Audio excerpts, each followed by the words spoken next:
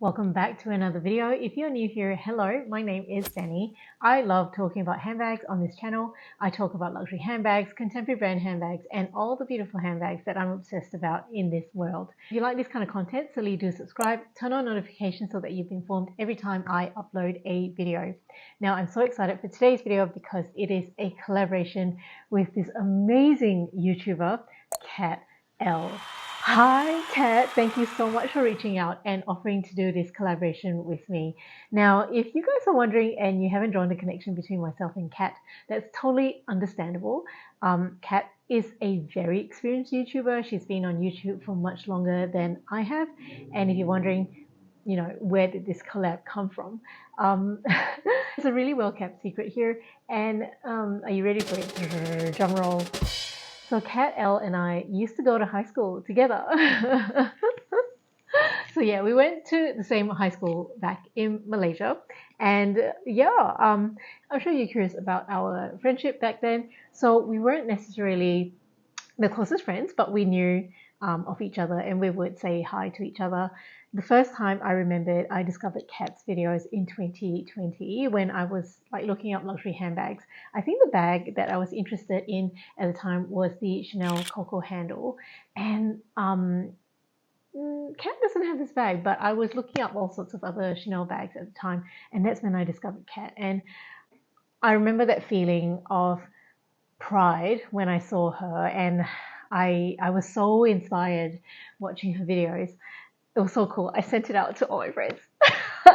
Sorry, Kat. So all my friends, all my circle of friends know about Kat's channel, and I know that they do watch it as well. In any case, thank you again, Kat, for reaching out to do this topic. So the topic of this collaboration is sold them and don't miss them. So essentially they're referring to bags that we have sold and we haven't missed.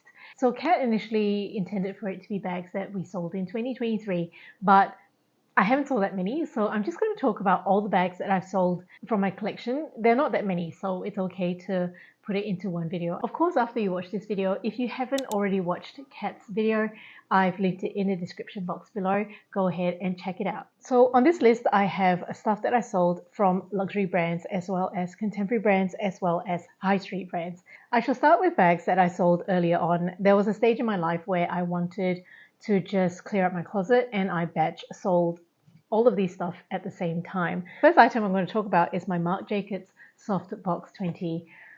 Oh.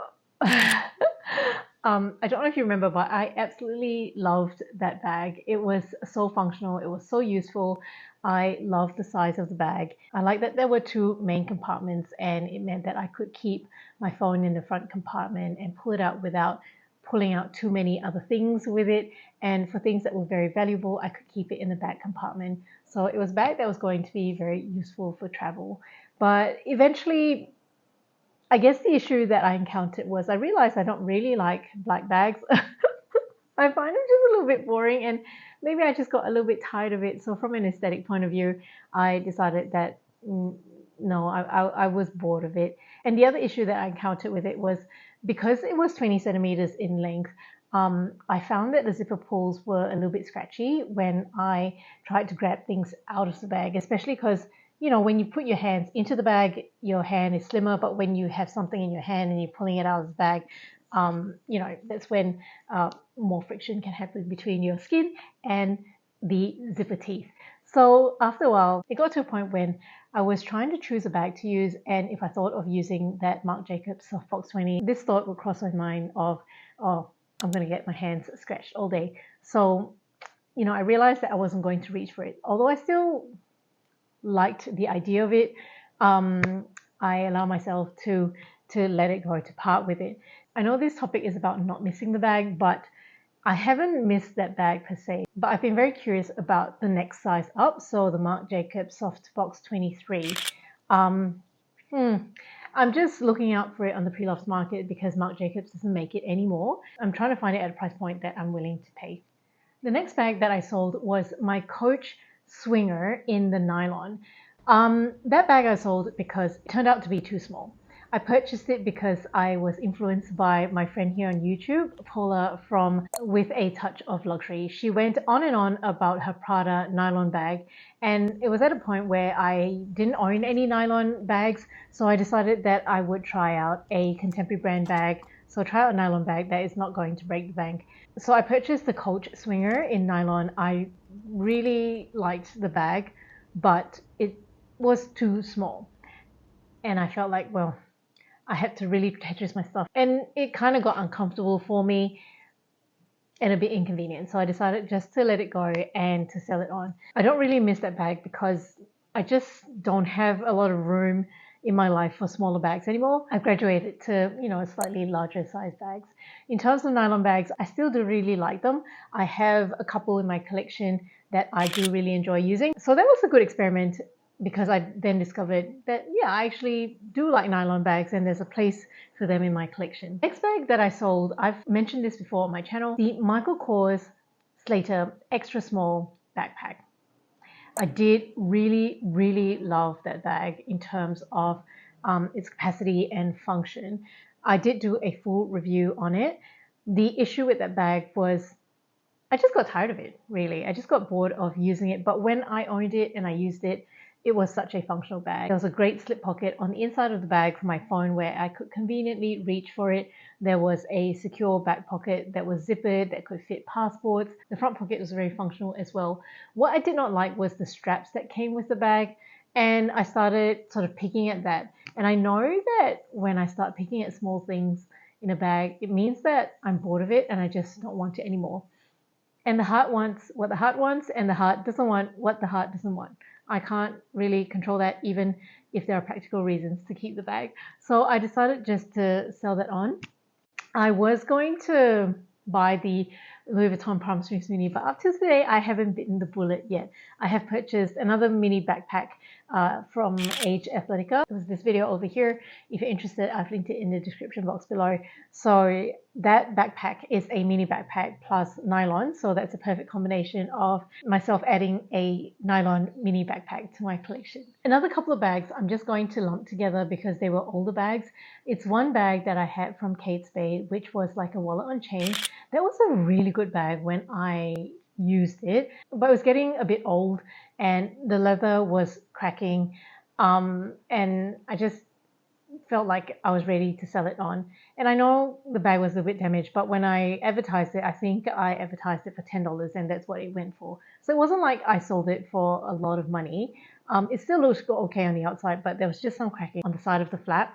The reason I don't miss it is because, again, I'm moving towards larger bags. Since I started carrying sunscreen, there's no room in small bags for sunscreen. The other bag that I sold was my bag from Marc, and that, again, was a very useful bag. It was made of two parts. One portion of the bag was a compartment that was open with a flap, and you could keep your phone and small accessories like keys and hand sanitizer, lip balm inside that compartment. And then on the other side of the bag was a long zippered wallet where you could keep all your cards and cash. And at any time you could detach those two components and just attach a strap to it.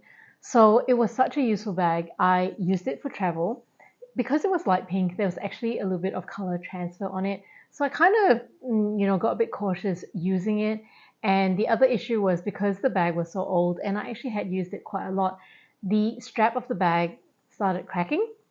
So yeah, I'm like, I don't love this bag so much anymore, and I was ready to let it go. And because the strap was cracked, I actually decided to sell it without the strap, and I sold it on eBay again for something like $10 or something like that. So yeah. The next item I'm going to talk about is the Marc Jacobs compact wallet. I did mention it in the unboxing video anyway. It was like one of the items that I purchased and sold so quickly. It was a great color. I got it for a great price, but it was final sale and no returns. I did, of course, use the wallet and I wasn't going to return it anyway. But at the moment when I opened it, I felt like, oh, this is a really bulky wallet. I felt that straight away. And once I stuck it in my bags, I could hardly fit anything else around this apparently compact wallet that was super chubby. So yeah, in any case, because there was no returns, I decided to use it, and it just irritated me so much. I sold it really, really quickly. One lesson I learned from that purchase was, you know, if you're looking for something that is really specific, that needs to serve a very specific function, go and check it out in store instead of purchasing online. Because, you know, I did lose a little bit of money on a wallet that was so new. And then I also sold my Tory Burch Fleming shoulder bag. I don't remember the exact name for it, but it was the Fleming bag, and it was the old Fleming. Again, it was another bag that I had used for work, so I'd used it a lot. It was so worn. It was made of beautiful lambskin. It was quilted, but I used it so much that it was cracked and the corners were worn. So I did not feel like I want to use that bag anymore because of how it looked. It just looked really tattered. In terms of function, it was so useful for me for work because I could, I needed a front pocket and a back pocket and a main compartment, and that was exactly what the bag had. It also had this amazing chain. Like, I don't like chained bags anymore, but that was the one bag where the chain design was so perfect. It was chain interwoven with leather, plus it had leather brakes as well. So it was such a comfortable bag to carry. But it was so worn, and I'm just kind of sad that Tory Burch updated the Fleming design because I don't like the current design. And again, I know this is meant to be about bags that I don't miss, but that is a bag that I kind of miss. And I half wondered, because now that I found someone who can restore bags really well, should I have kept that bag and just send it for restoration? I don't know. But anyway, it's gone. All right, so the two big guns that I've sold from my collection. The first one is my Saint Laurent wallet on chain.